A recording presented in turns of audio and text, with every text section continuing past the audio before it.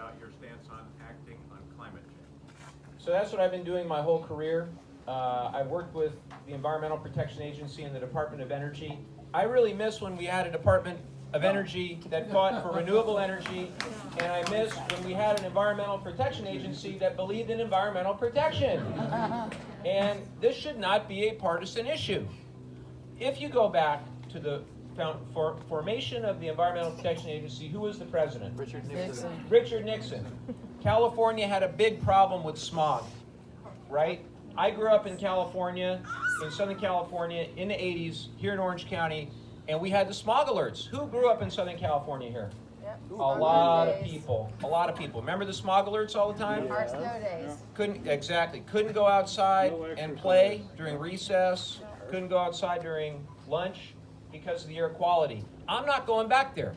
I am not going back there. What we did, if you all remember, we had a Republican governor, Ronald Reagan, at the time, and we had a waiver from the Federal Clean Air Act. We had Nixon as president and Reagan as governor, and we were still able to get that federal waiver from the Clean Air Act in order to set stricter emission standards than they had at the federal level. We dramatically reduced the emissions from gasoline. We put in things like catalytic converters in our cars, and we dramatically improved the power plant emissions and the building efficiency. We did all that in California, and guess what? Well, we protected the environment. We also have grown the economy. Fast forward, yes.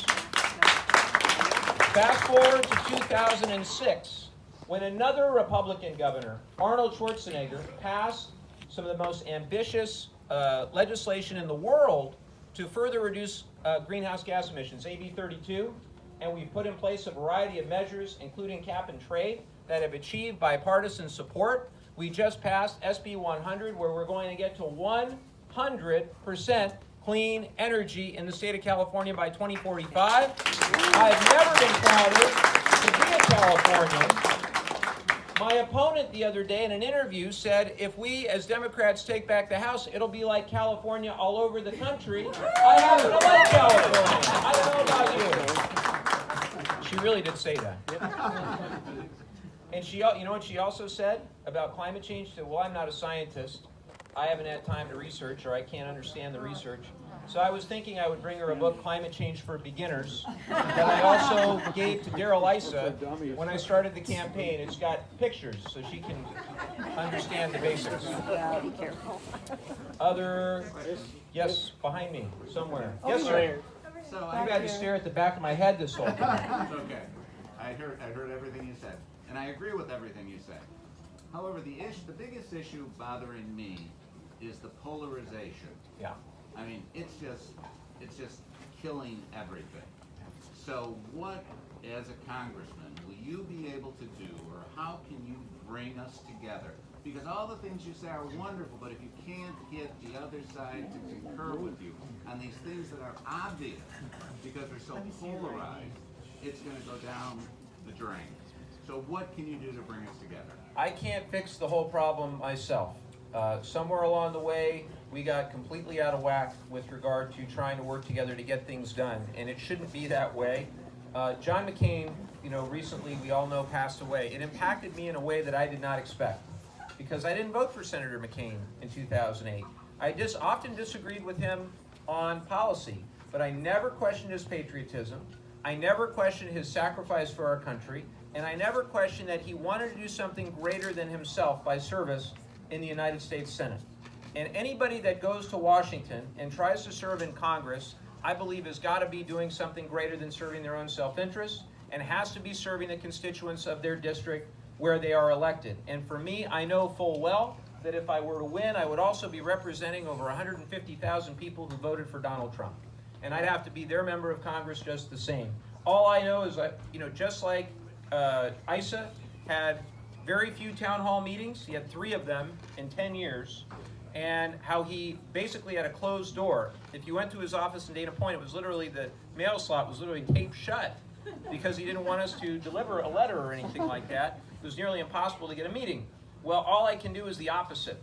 I can try to over-communicate. I can try to have gatherings like this, not just when I'm running, but once I'm in there. I want to have one town hall meeting at least a month. And you'll all let me know if you're sick of me. And just the same as shocking as it may be, I want to have friends on the other side. I do have friends on the other side. One of them was Rocky Chavez. Rocky Chavez, who would have been, I think, a stronger general election opponent for the Republicans, but he's a good and decent person. And you know, but he worked with us on environmental policy, on immigration policy.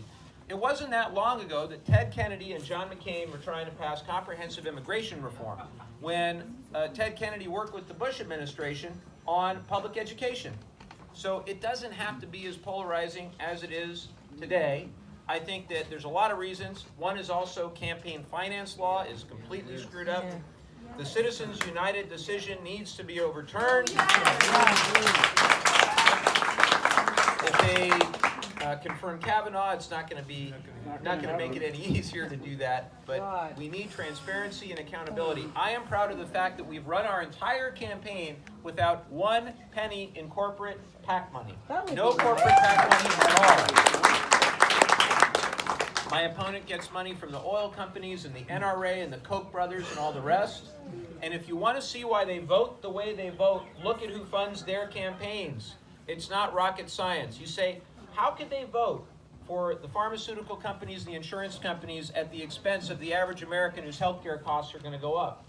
How can they vote against net neutrality, where the big telecom companies will win and nobody else will win? Why is it that they want drilling off the coast? Well, they're funded by big pharma, big telecom, big oil. It's no surprise, just follow the money.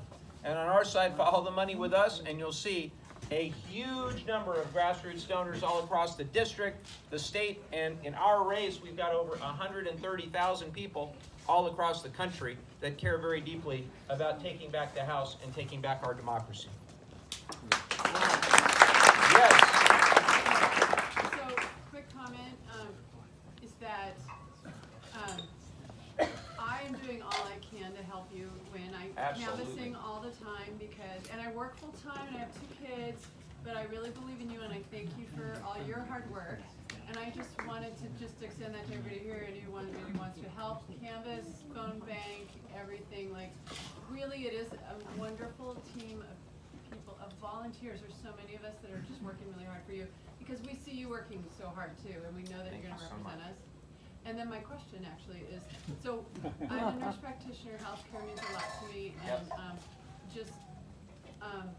and when I talk to people at their doors, a lot of people ask, okay, so, you know, we want Medicare for all or options for Medicare, like how are we gonna pay for it? And personally, I think that, part of it is stop taking money from the pharmaceutical companies and stop giving them all these breaks and allowing them to do all these cruddy things. And so, anyway, I wanted to see what you would say about how would we pay for increasing medical care for people. So it's very simple. It goes back to a matter of what our priorities are. We've got the money to pay for some things, but not for everything. We've got to be fiscally responsible. And if we start with the premise that we don't need $1.5 trillion of tax breaks, actually more like $1.9 trillion of tax breaks to reduce the corporate rate down from 35 to 21 and to reduce marginal rates at the top the way that they did, which overwhelmingly 81% of that goes to the top 1% of Americans. We also, just today, I don't know if you saw, the House passed the second wave of the tax plan where they made permanent the state and local tax deduction, the cap of $10,000. They made that permanent. However, the Senate is not going to vote on it, but the House did that today, and if they were to maintain control of Congress, they would inevitably make that SALT cap permanent. Very bad for California families. I bring that up because those are decisions that are being made at the expense of other significant decisions, one of which is to protect the Affordable Care Act. They're doing everything they can to undermine the ACA. The uninsured rate in our district in the 49th went from 15% before the ACA to 6.4% today. Dramatic improvement in the 49th district. And I cannot imagine why we would want to go back or why we would want to lie to people and tell them you'll be covered, but if your plan is no good or if you've got a pre-existing condition and your deductible goes sky high, what good is it? And what you need to know about my opponent is in the legislature, she voted on 5 separate occasions to remove protections for those with pre-existing conditions. She voted against women's health, against mental health, and against coverage for those with pre-existing conditions time and time and time again. Those are her values. I have different values. I want to see quality and affordable health care for everyone in this country. And on the path to getting there, we've got to first protect the Affordable Care Act. We've got to negotiate prescription drug prices so that we actually get a significant reduction in prescription drug prices. It can be done tomorrow if we had the political will to overcome the pharmaceutical lobby. And we could do it while maintaining innovation, particularly in a district like ours, which relies on biotech and life sciences. We can do both. Industry wants to work with us. I'm incredibly honored to have the endorsement of the American Medical Association. A lot of them are Republicans. The American Nurses Association, the National Union of Healthcare Workers, they want to work with me. I want to work with them. Let's come to some common sense conclusions about how we solve our healthcare crisis and not just do giveaways for insurance companies and pharmaceutical companies. Thank you for the question. Yes. I'd like your advice on, for us talking to other people, to simplify what you stand for. So your opponent, one of her taglines I see is like less taxes.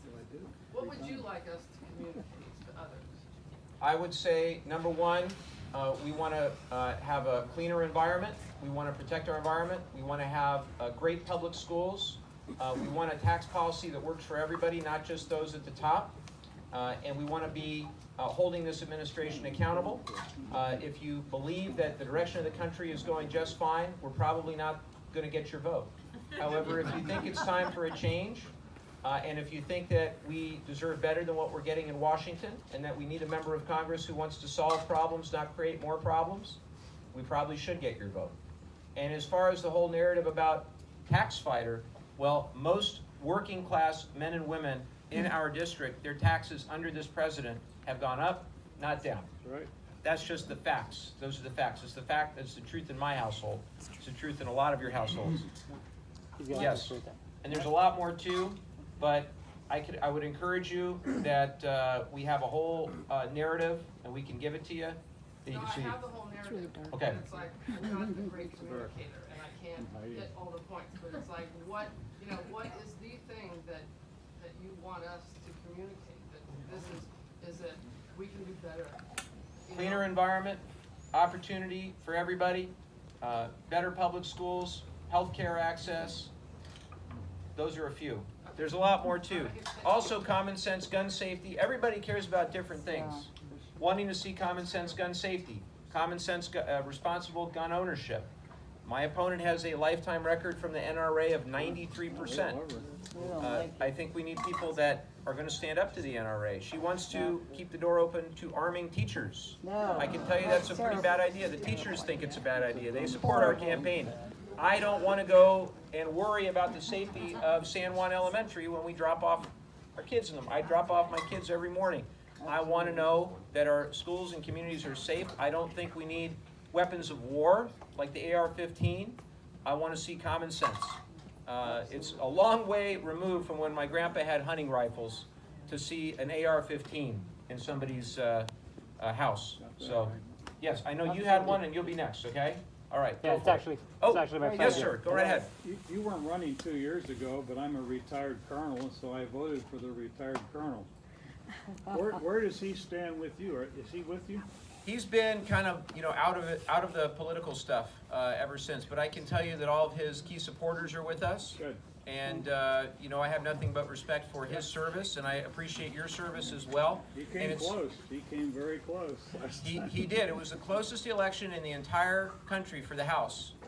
And Darrell Issa knew the writing was on the wall and decided to call it quits. Yeah. What I will tell you specifically is that I will have a full-time person on our district office team who is a retired veteran, a military veteran with local military experience, who will be our full-time liaison to the military community, to veterans, active duty, retirees, and reservists, because I think it's critically important that we are an integrated whole in our community. Camp Pendleton is an extraordinarily important resource in our community. We've got to have great partnerships, and we've got to take care of our veterans. I was just at Interfaith Services the other day in Oceanside. They house homeless veterans. There are far too many, hundreds of homeless veterans in our district. One is too many. And the Republicans have talked a good game, Darrell Ice has talked a good game, but there are hundreds in our community. What the federal government needs to do is fix the formulas that the Housing and Urban Development Department, HUD, uses in order to determine who gets those vouchers for homeless veterans. And we are not getting our fair share, and I want to fix it. And we need people at HUD who actually know something about housing. No offense to Ben Carson, but we need people who know about housing. And we need to avoid the privatization of the VA as well. Thank you. Thank you. Yes. One more question. And This Mike will is stick- Robbie. Mike, You wanna say Mike hi? will stick around for a whole bunch after, but one more question, and then I know our host wants to say a few words after. All right. One more question. Right there. Yes. Okay, as a business owner, me, small business, immigrant, me, single mother, what can you do? Wow. Sorry. What kind of business do you have? I own a moving company and I live at the other side of it. And you know what? The taxes, yes, it hurt me. Because I pay $24,000 in property taxes. Yep. And I only can deduct 10,000. But I understand. What can you do for me? Well, number one, hopefully make it easier for you to prosper in your business by reducing your tax burden, by reversing the state and local tax exemption, and by making it so that the people that work for you actually have enough money to be able to afford to live in a community, so you can actually afford to hire more people. Because what I hear all the time from small business owners is that they have a very hard time finding people who can afford to work in service-oriented jobs just because it's so expensive to live here. So we've got to do everything we can to fight for more affordable housing, for transit-oriented development, because we don't have nearly enough. We've also got to improve our roads, our bridges, our infrastructure, because if people can't get to and from, the average commute in this district right now is 27 minutes each way. And so when we talk about infrastructure, we've got to improve on that. Now that's a long-term thing. I give you one quick one. Yes. Workers' comp. State of California is the most expensive one in workers' comp. I pay 47 cents a dollar. And the only one who can insure me, because I own a moving company, and it's Sunni Movers, by the way. It's crazy, 47 cents on the dollar. And I make sure I hire good people. Yeah.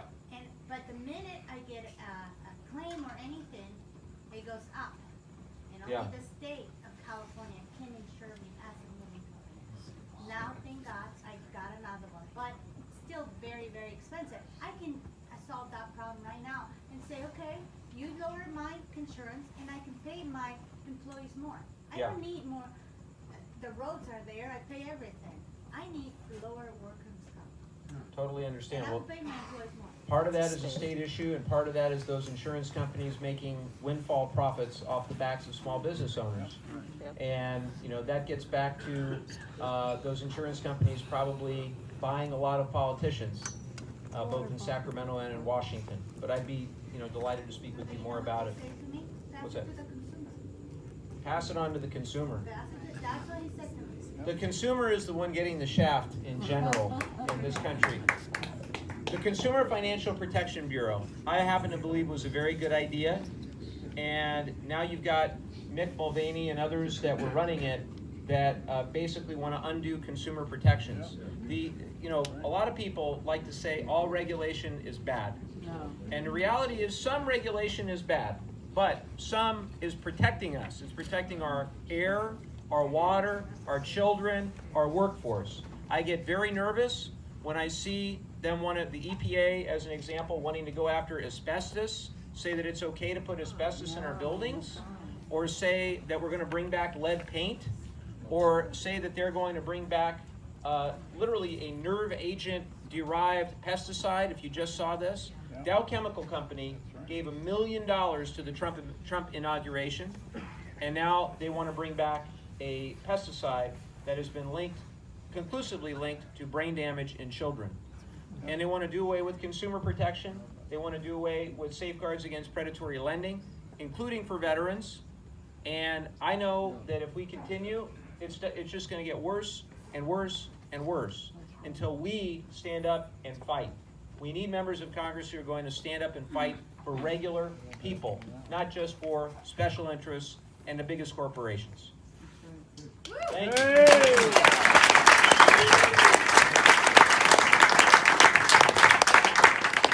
Thanks so much, Mike. Can we give a big round of applause to our host, Jennifer? Thank you so much for opening your home. This is our 183rd one of these. Can you believe it? I keep a running tally, and this weekend we've got 7 of them. Can you believe it? There's 4 tomorrow, or 3 tomorrow and 4 on Sunday, I think it is. And I just want to very briefly give a shout out to our staff who's here. Hunter is here actually taking photos, and Shaheen and others. Thank you for doing such a great job. They're working extraordinarily hard. I think we've got the best team I could ever possibly imagine for a congressional campaign. We sort of got theater in the round here today. Try to say hi to everybody. Many of you have met my wife, Chrissy. I've got an extraordinary partner. She's knocked on some of your doors, and she wishes that she could be here. Right now she's with the kids, and as soon as I'm done here, I'm going to go see them. We live right down the street here in San Juan Capistrano, in the Pacifica San Juan community, right off Camino Las Ramblas. I love South Orange County. I'm from South Orange County. My parents are San Juan residents. I grew up and went to Saddleback Valley Unified Schools back when it was called El Toro. That's where we lived. We moved there when I was very young. Now it's Lake Forest. My dad still calls it El Toro. And eventually wound up going to Stanford. And I got very active in politics, both on campus and real politics. And then wound up going to do something called the Coro Fellowship. Got very interested in public service. And then went to Duke for law school, so I hope there's no UNC, North Carolina fans here. I'm sorry in advance. And then after I graduated from Duke, I became an environmental attorney and a clean energy advocate. And I went to work. I went to work for a law firm and then in-house to 2 clean energy companies, helping to grow the clean energy economy, the jobs of the future that I believe are so critical to the future success of this district and our country. Being able to get things done with regard to clean air, clean water, a cleaner beach, getting the nuclear waste off our coast at Santa Onofre, all while creating great jobs. That's what I want to do in Congress. And Wayne Gretzky, you remember the great hockey player, he said, skate to where the puck is going to be, not where it is today. That's what I think we need to do in our district. The 49th district is an incredible place. We've got 52 miles of coastline, from all the way from Dana Point Harbor at the northern end of the district, all the way down to UC San Diego. We've got amazing coastal cities. We've got some great inland communities as well. We have an amazing innovation economy, biotechnology, life sciences, clean energy technology, information technology. That is the lifeblood of our local economy. We need to do everything we can to have a member of Congress who's going to roll up their sleeves and get things done for this community and solve problems, not create more problems. Are you ready for somebody who's going to go and do something in our district? So I've been involved in clean energy. I've also been involved in local politics. I used to run the Democratic Party of Orange County back when I was a lot younger. And things have changed a lot. Growing up in South County, seeing where we were and where we are today, was pretty amazing that President Obama decided that his very first stop in the 2018 campaign cycle was here in Orange County, because we've got 4 races here, all of which are close. Ours is one we must win. Yes. I'll tell you, we've got to win. And I've got some great things to share in that regard. In June, the primary, you probably remember, was crazy. There were a lot of candidates, 16 candidates on the ballot, 4 Democrats on the ballot. If you added up the votes for the 4 Democratic candidates on the ballot, collectively, we got 51.5% of the vote. Pretty amazing, the majority of the vote. The way we did that is twofold. Number one, we got a lot of people to vote that normally don't vote during an off year. They'll only vote during a presidential year, but they know the importance of this election. They know that there are fundamental reasons they need to vote in November as well. Because I believe, and I think many of you believe, that our country at its core is better than what we're seeing in Washington, D.C. And that was on display this week, where we saw what I thought was a circus. Regardless of your political party or your affiliation, we deserve better than the circus that we're seeing. And I'll answer plenty of questions at the end. Hold the questions, I'll get to it, I promise. But what I want to see is basic respect for our democracy, for our institutions, for our free press, for our independent judiciary. I want to get back to the fundamentals of what makes our country great to begin with. Treating people with respect and dignity. Those are the values that my grandparents and my parents taught me. Those are the values that my wife and I are teaching our two children, age 6 and 4. We have a 6-year-old little boy who goes to San Juan Elementary, and you can applaud San Juan Elementary, and a 4-year-old little girl who, as soon as she's ready, will also go to San Juan Elementary, assuming that I think they'll let her in. My son is in the language immersion program learning Spanish. Pretty cool. And we teach them some very basic things that are not very complicated, but a 6-year-old and a 4-year-old can understand them. He can understand them. Number 1, tell the truth. Tell everybody the truth. Don't lie. Number 2, don't bully. Don't bully other people. Number 3, respect everyone. Number 4, now for my 6-year-old, he has homework. Can you believe it? They give a 6-year-old homework every night. We say, do your homework. Be prepared.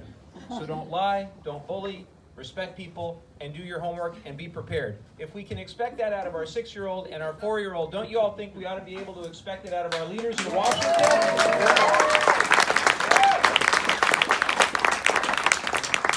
Somewhere along the way, we lost our way, and now we've got this hyper-partisanship, this toxic rhetoric, this governance by tweet. I don't know where it all went off the rails, but I want to be part of the people who come in to try to do something about it in our own way. And I think that what we are seeing in this election, in this district, is reflective of what we're seeing in many districts across the country, which is that we are tired of what we are seeing in Washington, and we want to change. And we want somebody who's going to get things done for the local community, but also be a check on corruption, a check on what we're seeing. And that's what I intend to do. I am tired of the dark money in politics. I am tired of all the 2 sets of rules that they want, one for those at the very top, the well-connected and the influence peddlers, and one for the rest of us.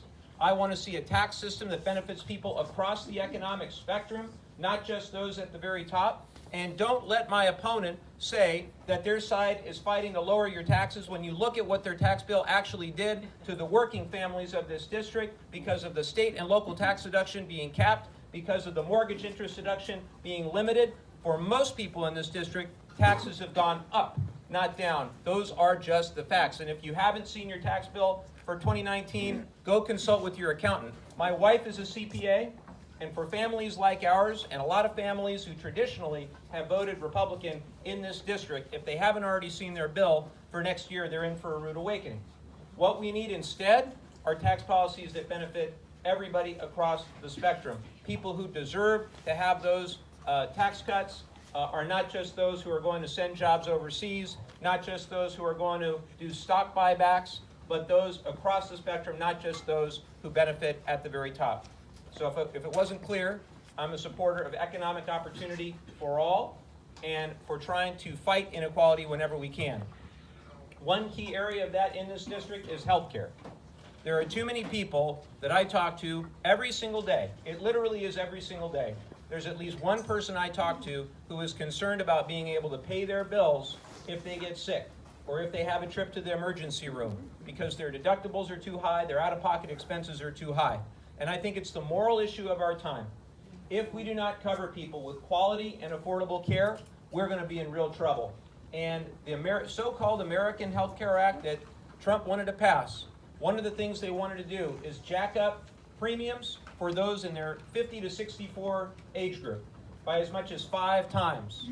I want to see those costs of health care come down for people between 50 and 64. I want to see Medicare expanded to more people to cover more things for people in that 50 to 64 group. We need for our seniors to retire with dignity and decency. We don't need to blow a huge hole in the deficit. Long-term, blow up our debt by $10 trillion at the current pace we're going. And then phase 2 is go after our earned benefit programs, go after Social Security, go after Medicaid, go after Medicare. I don't think that's the right approach. Do you think that's the right approach? No. No, but that's what the other side is pitching. That's what they want to do. Now, the reality is this. We've got 38 days to go as of tomorrow. Right now, the polls show if the race were tomorrow, we would win this race. We are ahead in the polls.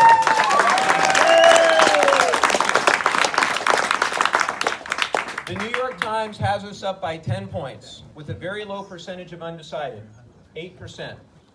The website 538.com gives us a 91.7% chance to win. That's pretty good. But what I will say is I will not predict anything other than that we will outwork the other side. We will do everything possible over the next 38 days to knock on every door, make every call, speak to every voter, have every house party. We will do all of that hard work, and at the end, it will pay off in a big way. We have created a foundation to this point, a great campaign team, 3 offices across this district, one right down the street in San Clemente off Calle Negocio, right by City Hall, in the Surfrider building. If you're at all interested in volunteering, that's where you can go. Or for your friends in Oceanside, or for your friends in Solana Beach, we have offices there as well. Literally thousands of volunteers are engaged in moving forward and winning this race. And I want to go over the next 38 days as hard as we can go, and then we'll wake up on November 7th knowing we gave it our all, knowing that we had no regrets, knowing that we tried to stand up for this country. And I always go back, and I'll close by saying this. My grandparents came to this country with virtually nothing. On one side of the family of Eastern European descent, my grandfather served in World War II in the Army Air Force. They started a carpet and drapery business. They wanted to call it Levin Interiors. This is in Los Angeles in the 1950s, after World War II. They found they couldn't call it Levin Interiors because of anti-Semitism in the 1950s in Los Angeles. I never thought that was right. So do something for me. When you see our family name on a sign or a button or a banner or a television advertisement or in your mailbox or eventually on the ballot in about 10 days, don't think of me, think of my grandfather and think of my grandmother, because I do. Think of the sacrifices that they made. On the other side of the family, this is the part you wouldn't guess unless you knew me. My mom and her parents came from Mexico. They were Mexican immigrants. And my grandmother was only 3 years old when she got here. My grandfather was 11 years old. They didn't have any money. They didn't speak any English. All they did was work and work and work. And my grandfather became a distributor for Wurlitzer jukeboxes. Everybody remember Wurlitzer jukeboxes? And from that, they had 5 daughters, all of whom graduated from college. My mom became the first in the family with an advanced degree, got a master's degree from the Art Center College of Design, and then became the first female toy designer at Mattel Toys, all those years later. My mom's parents taught me something important. My mom likes to call them the dreamers of their time, because they really were. What they all taught me, all of my grandparents, was that this country is about celebrating our diversity, about celebrating those differences between us that make us uniquely American, all part of this greater American story. Whether it's our country of origin, our race, our religion, our gender, our sexual orientation, these are differences that we celebrate that make us unique. Not differences upon which to try to drive wedges and earn short-term political points through toxic rhetoric designed to divide us and drive us apart. So I know that there are more of us that wish to unite than wish to divide. I know that's true in Orange County. I know that's true in San Juan Capistrano. I know it's true all throughout this district. We are better than what we're seeing. What made America great in the first place was celebrating one another. So we are going to come together over the next 38 days. We're going to stand up for our values as Americans. We're going to fight for this country again. And with your help, we're going to flip the 49th district. We're going to take back the House, and we're going to fight for our democracy again. Thank you so much for having me.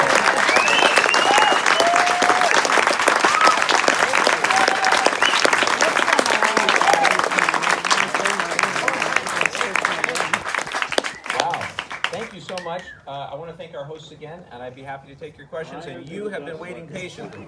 Yes, sir. Comment and a question. Yes. The comment is, you know, if everybody looked at Fox News or any of the conservative papers or news media over the last 8 years, what was their big thing? The huge deficit. Oh my God, we have a huge deficit. And the irony now, this new tax package is just blowing a hole in the debt. And my second comment is, have you talked to Sarah Jacobs? Because I don't want to get in a situation with Hillary and Bernie Sanders where I think some Bernie Sanders folks said, doggone it, we got shafted, I'm going home with the tail between my legs. You know, and Sarah came very close, and hopefully her folks will lick their wounds and support you. So Sarah's been incredible. She's been there with us every step of the way in the general election since the primary. She and her entire family have been very supportive. She's come and knocked on doors with us. In fact, is going and knocking on doors tomorrow morning with Flip the 49, and she's great. She's extraordinary. Class act all the way. As far as the debt goes, you're absolutely right. And what I see is over the next 10 years, if we continue on the course that we're on, we'll add $10 trillion to the debt. The debt to GDP ratio will be the highest that it's ever been. And the percentage that we pay as a percentage of the GDP to service that debt will be the highest that it's ever been. Now, I want to remind everybody that in the financial crisis in 2008, what got us back on stable ground was the full faith and credit of the United States. And if we no longer have the full faith and credit of the United States, the next time we're in a big financial problem, we're going to be in an even bigger calamity. It probably, in hindsight, was not a good idea to have a president who's the self-professed king of debt who bankrupted 4 casinos, because he can't bankrupt the country. You can't do it. We've got to maintain fiscal stability. We've got to get back on a course towards a balanced budget, and we've got to reconsider what our priorities are as Americans. Do we value, for example, a big tax cut for those who don't really need it by and large, or do we value things like infrastructure, shoring up Social Security, Medicare, and Medicaid? Where are our priorities? What do we value as Americans? That's the question we've got to ask, and I think we've got to reassess our fundamental values. Thank you. Over here. Yes, sir. I wasn't here right when you started, but can you say something about your stance on acting on climate change? So that's what I've been doing my whole career. I've worked with the Environmental Protection Agency and the Department of Energy. I really miss when we had